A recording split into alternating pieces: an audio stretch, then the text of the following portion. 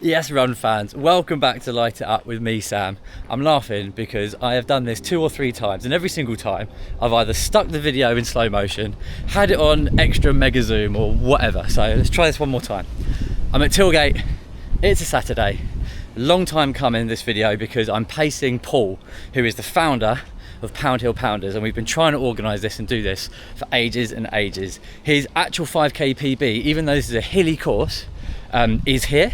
He's done a 24:16, so I think the aim is to run below 24 minutes today, or get below that 24:16, which is perfect as part of my recovery to be running that sort of pace now. I've only run, I haven't run all week. I've done my strength stuff, hit some PBs in the gym, so I'm really happy that I'm now starting to feel the impact of all of that happening, and hopefully when I get back running properly, I'm going to see that even more. So yeah, really excited. It's going to be a really good one with Paul today. Tilgate is, you do a flat loop around the lake, and then you go up one major hill, then you go down, and you go up another major hill, and then the second half is all downhill or flat. So even though it's a hilly course, it's a really good one. Once you get over that second hill at about 2.5k, you're then bang on. I'm currently walking down that hill now. Once you're going down here, you've only got about, I don't know, 1.5 miles or 2 point something k to go around the lake, and there's lots of people to chase. The paths are narrow, as you can see, but we're going to get in a good starting pen, and I'm going to do my job pacing him, and we're going to smash it out because he does so much for so many people, and it's time to give him something back. Right then, beautiful people, we're already started. We didn't hear the start line. There is Paul just up ahead of 250 man in the blue hat, and our target is a 24:16 today. But before we get into that, have a look at this. And Paul is guilty of it himself. Lots of people are running on the path, but in Tilgate, the paths are very narrow, and I get called out for cheating later on, whether that's in jest or a serious thing. I didn't turn around to ask, I just carried on, and we'll get to that in a bit. But at that starting point, there's 2 start lines at Tilgate, and they're both very, very busy. And so let me know, is that cheating parkrun by going across the grass at the very start? Do you need to stick to the paths? Personally, I will always stick to the paths, but I don't think anyone was doing that to try and get a head start or anything like that. They were purely just trying to make space. And so do we need, in busy parkruns, because they're only going to get busier and busier, do we need to come up with some sort of system to make sure that people stick to the paths? Because they might not know. If you've watched my video from last week where I did East Grinstead, that's a trail park run, and it's very hard to know exactly where the line is. There's a path that goes around the bottom field where people walk their dogs and stuff that you can follow, or you can go around a cone and take a shorter option. Now, is that shorter option the parkrun route, or is it you're meant to go along the path? I don't know. But anyway, back to Paul. We're going around the lake. There's a tiny little incline here, and we started a bit late. The person that starts it was down the bottom start line. So anyone, I think 27 and up goes on the bottom start line. Anyone 27 and below goes on the top start line. Now, some cheeky little rascals do go to the other start line and get to the very front and make sure they get a nice clean break. Again, is that allowed? Who knows? Let me know. There's lots of nuance when it comes to parkrun, but as it gets busier and busier, they may well have to start putting in a few more rules. There's Paul looking really, really strong. We basically didn't hear the go. Everyone started running at the bottom, and we had to crack on, but we were 7 seconds late. So not an ideal start. As I said in my intro, Paul gives so much to the community in and around Crawley. He started Pound Hill Pounders. They do Couch to 5k. They do running improvement classes, as he does a bit of Ken Block Rallycross over there. Look at that, he's flying away. I've got to get my pacer gear going to help him. But yeah, he helps loads of people, makes a massive impact.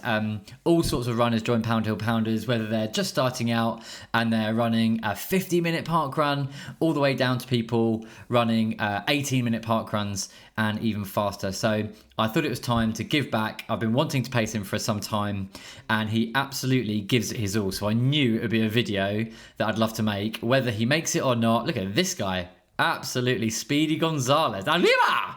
So our targets are 4:50s. If we can get around that sort of time, we're looking at a 24:10, which is going to be 6 seconds quicker than his PB. And if we go slightly quicker at the end, then great. But we've got 2 hills in this, and it is very hot and humid. As I'm recording this, I'm sat in 5-inch running shorts, nothing else. What a beautiful image that is for you, dear listeners and watchers. I can't open the doors and windows in my house because I've got a cat who's an indoor cat who wants to escape all the time and fight every fox and cat he can find because he is an absolute melon. So I'm absolutely roasting here. But we were roasting just as much on this Saturday morning. But Paul has started really strong. He's looking really good, really confident. We're making our way through the crowds because it is a very, very busy start at Tilgate. It's getting busier and busier, which is so good to see. I love it when you see new runners. Lots of people were coming up to me at the start, talking about the videos as well, which was wicked. So please do always come up and say hi. I absolutely love chatting to people who have seen the videos before. And if you want me to pace you, give me a shout and I'll see what I can do wherever you are in the country. And another guy comes flying past. See, these are all people who have been stuck behind runners who are going slightly slower, and you just can't get through unless you're confident enough to run through the woods. And again, you're probably making it a bit further. We've got another buggy in front. In the Hove video that I did a couple of weeks ago, we had Mr. Plough who was ploughing through people. A couple of people commented saying buggies shouldn't be allowed. I mean, I don't agree with that. If Parkrun is for everyone, if you want to, there's wheelchairs, there's buggies, there's walkers. If you want to go as fast as possible when you think buggies get in your way, then go and enter a track race or something where buggies aren't permitted. But this is Parkrun. Let's all just get on together. You should never, my rule is I'm never ever annoyed at anyone who's in front of me, whether I'm overtaking them or it's a loop and I'm their back markers in that sort of sense. It's my job to make sure I get past safely and happily for everyone. So anyone ever getting annoyed at getting blocked or anything like that, get in the bin because it's not welcome as far as I'm concerned. Right, we're approaching the first hill. Let's see how Paul gets on. Big test. Here we go then, up the first hill. It's called Azalea. Just up ahead in the very bright vest and the Alpha Fly 3s is Lee. I used to ride bikes with him and race bikes with him. He's going to be in a video very soon. He did a really good job today, taking it relatively easy, but he's been absolutely smashing out the times and he's going to get a big Parkrun PB soon. As you can see, the slope on the right, top right-hand corner, it's up to 15% it goes as we come around the corner. And again, I've seen people cut that corner many times. A couple of steps. Where do you stand on it? Is that okay? Or maybe you should absolutely have to stick to every single bit for it to be a ratified Parkrun PB.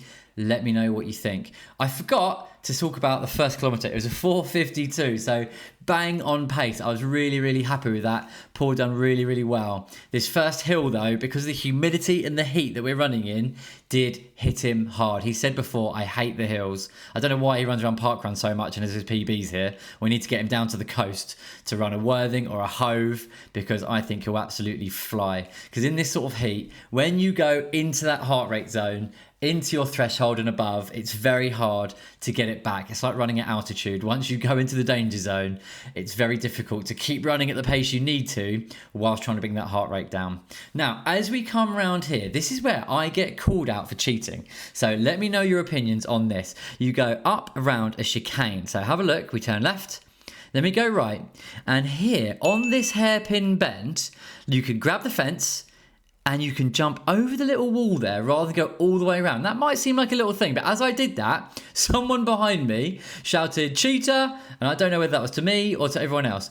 All the people, when I've been, I've done a couple of sub-20s round here before. Whenever I've done it, I've absolutely hooned myself around that. Belgian cyclocross style, Matthew van der Poel, eat your heart out. Grabbed it, legs almost horizontal as I go around, or that's what it feels like anyway. And then slingshot my way down this hill. Other runners maybe go a slightly different route, go all the way around the little small wall, but who knows? I'm sure there's lots of parkruns where there's these tiny little gains that you can get. Does that count as the official 5k time? Because when they measured it, I'm sure they took the little trundle wheel all the way round. So where do you stand on that? Are you a slingshot lover or are you around the wall whaler? Who knows? So this part of the course, we're going downhill. It's a little false flat. And as you can see at the pace, I'm trying to get Paul back up to pace to try and A, get some of that time back, B, recover, and C, get ready for the next hill. So 3 things that all go against one another, and I'm trying to do all 3 for him. I'm constantly talking to him. I'm trying to get in his head that he's okay. I say things like elbows back, because when someone's on the absolute limit, the last thing they want is all different techniques. So I just say breathe out as hard as you can, and then your body will have to breathe in very hard, and then elbows back, which makes you fall forward more. It brings your posture up. It increases your cadence because you're leaning forward more, and I've always found that's worked really well. So next time you're running and you're on the absolute limit, just think breathe out hard and elbows back, and see if that helps. So the bad news for Paul is the second hill is a lot steeper and it is harder, but we're still on track. As we go through the second K, it's 5:01, and considering we went up that hill, we're only about 10 to 12 seconds behind what our target is to try and beat this PB of his of 24:16. And I know the second half of this race, if he's got something in the tank, we can really push on. So there's no panic stations yet. We just got to get him up this second hill for the next big test. As we come around here, we thank the marshals, the absolute legends of volunteers that make Parkrun what it is. You have to touch the wooden pole for extra good luck, otherwise you will get Achilles tendinopathy, plantar fasciitis, 3 stress fractures, and all your shoes will have a stone in the bottom of them no matter what you do. So if you're running, next time you see a marshal that's a wooden pole, make sure you tap them on the head. Right, we're coming into the bottom of the second climb, chevron. Big test number 2. Here we go then, it's an absolute doozy. Look at that, we're in double digits for the slope. This guy's making it look like light work, and this lady absolutely flying. I try and follow onto them, trying to get Paul to get on my wheels right behind me. But if you haven't got it, you haven't got it. And he's been pushing really hard. He's with me at the moment, but as you can see, I'm checking back. I can hear him. He's making all sorts of fantastic noises where he's pushing really hard. So I know the effort is there, but like I said, it's about 20 degrees already. The humidity is really high, and I think my heart rate is in the 180s, and so he's pushing really hard. That guy in the blue, he saw me at the front and he said, I'm never going to get in front of you. He comes flying past. Great to see that. And Paul at this point has just got into a very light jog, because there's no point absolutely killing yourself. To give himself a chance, I said, right, do whatever you need. I'm here. Let's go with it. As you can see, the pace, we're at the 7s, and then we need to try and pick it up on the second half. You can see me checking back. I'm waiting for him now. And here he comes. He's putting in such a monumental effort. He's leading by example for all the runners that join in. If you're interested in doing a couch to 5K, if you just happen to be finding these videos, you're like, what is this rubbish? But it looks quite fun. Let your local club know, or if you're local to Crawley, 100%. Come down to Pound Hill Pounders. There's a fantastic group of people. There's always about 30 or 40 people that do it. They have a graduation parkrun at the end of it where they get teamed up with someone. I'm going to be doing it with someone for the next graduation lot, where you run with them and they complete that 5K at a parkrun. The community is so good, and people like Paul are the reason it happens. So we've got to say a massive thank you to them. He's back up to pace. You can see the pace is tumbling now as we approach the downhill, and this is where I think we still have got a chance. It might not be a 23 something, it might be close to his PB, or certainly maybe it's going to be a sub 25. Let's see what we can do. I'm just trying to get him to get back into that rhythm, but when you've absolutely gassed it up 2 steep hills, it's very hard to get yourself back in that momentum, especially in this heat and humidity. So he's doing absolutely brilliantly. That's the third K in 5:23, and if I'm honest, only losing about 30 seconds on that hill and on that after bit is incredible. He's done really well. We've picked it up going downhill, and look at the pace now. We're in the 4:20s. We're getting back into this. There's people to chase ahead of us. There's a nice little group forming. You've got Blue Shirt Man. You've got Orange Bum Bag Boy. Absolutely love that. Running with your bum bag or your fanny pack. Fanny pack Fred, we'll call him. And then we've got the lady who overtook us on the hill in the red vest as well. All running really well. This is around the 25-minute mark. So it's quite a milestone for lots of people as we go through another fantastic volunteer with his shiny pom-poms. On this bit, this is the second part of the loop. So the leading runners do come through at this stage. And it's just, like I said, it's their job to make sure they pass us nicely. But when you're being overtaken, it doesn't hurt, and it really does help everyone if you're just aware of where people might be running. So Lots of park runs, I think all of them maybe, say you're meant to run on the left-hand side and overtaking is on the right. This one is slightly different because the finish is coming up along here. They don't want people crossing over at the very, very end. So when they merge, the faster runners have to come through and move across and overtake on the left-hand side, and the slower runners have to move over to the right as well. So it does get a bit confusing, but at the end of the day, it's a park run, it's a bit of fun, make room. You know, if I need to go on the grass to overtake, hopefully not on a corner though, because we don't want to be cutting the course, do we, cheaty?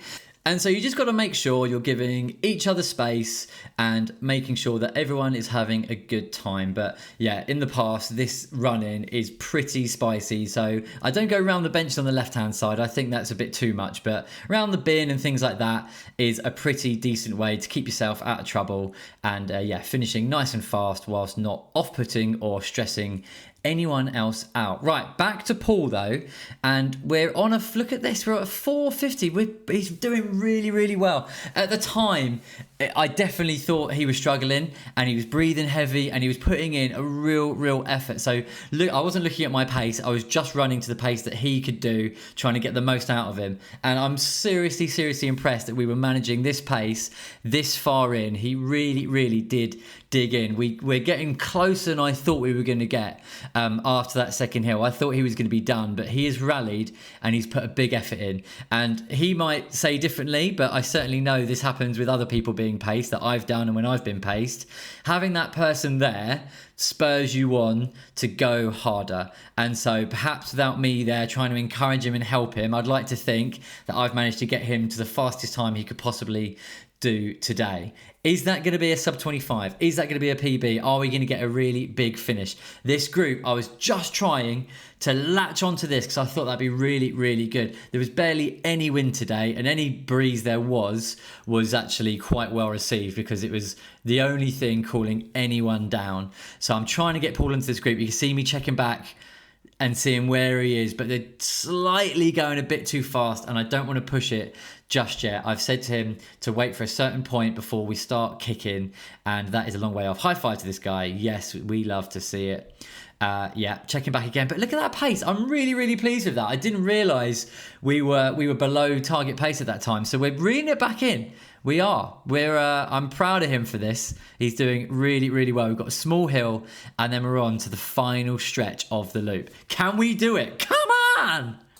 Through the 4th K, and it's not as good as I was hoping it was going to be. It's a 5:07. We have rallied. He has done really well, but I think we shipped some time early on in that kilometre, and he's built into it. But through that push, I think we've gone a bit too far into the red, and he's gone. So let's see, because he was making noises, and this is nothing against Paul. Like, the effort he has put in, I am so impressed, and that really makes me feel with right conditions and the right course, he's gonna smash through this PB. Everyone who's running this sort of heat knows it's a really difficult thing to do. If you ran Brighton Marathon this year, you will know the feeling of when you're very hot, what your body does. And obviously this is not a marathon, but we are putting in a massive threshold effort and above threshold effort, and the heat does exactly the same, just a little bit quicker compared to the marathon because you're running below threshold for most of it, hopefully, but you hit that 32k mark and it is the absolute pits. So we're at 5:09. He's not blown completely. He's running really well. This guy's coming through. I don't know whether he's overtaken us or he's lapping us. I'm not entirely sure, but yeah, I'm gutted for him because Paul really wanted to do it, but it was about the conditions. It's not about him, and this is why I wanted to do this video. And you know, he might be a little bit nervous because he's such a pillar of strength in the running community that we do, where he encourages so many people and he inspires lots of people. I think he might be a little bit nervous about, oh no, like I didn't make it, I didn't do the pace I wanted to do. But I think it's actually the opposite, because it shows that even the strongest people can actually, you know, fall short of their targets, and that's completely fine, because it's all about the effort in the conditions that you're presented with. That's why, like, having time goals before you do a marathon, if suddenly that marathon is 25 degrees, you're expecting it to be 11 degrees, you're going to have to change your time, because you're physically not going to be able to do what you've been doing in training. Likewise, if it's really windy or all other different conditions, like saying, oh, I want to come top 50 in this marathon. Okay, what if 50 of the best marathon runners turn up? Are you still going to have that same goal and then be annoyed at yourself when that happens? So having process goals, as Paul has hit the absolute limit. We're having a little walk here, but I'm just reminding him of all these things that I'm saying. Like, I'm super proud of him. He should not be disappointed in himself whatsoever, because this is such a good demonstration of how you put a shift in and give it your all, even when from the first kilometre I think he probably knew deep down that it wasn't going to be his day. He could easily have said, Sam, don't worry about it, you go on, I'm just going to run it in nice and easy. And instead, he's absolutely given it his all. So that inspires me, and that makes me really happy to be part of the club and, to know Paul and to be running with him. So lots of people, make sure you tell him what a good effort he did when you see him next at Parkrun. And we're going to be doing more for sure. I know it. Look, here comes that. This is where you merge. So we're on the right hand side. We've got to try and get to the left. You've got runners that we're coming past who are trying to go from the left to the right.